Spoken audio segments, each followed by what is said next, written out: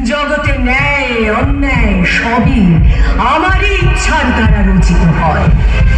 কালের গতি আমারই পরিচালনায় চালিত হয়।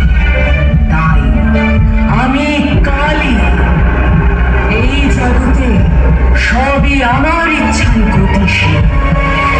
প্রপঞ্চ হতে দুরস্থা সত্যদের আমি শক্তি, বৈষ্ণবদের আমি বিষ্ণু, আবার শৈবদের কাছে নিজেকে পরম শিব রূপে প্রকাশ করি।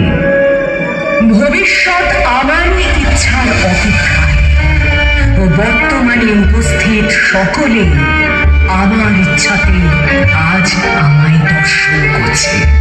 আমি সেই মহাকালী।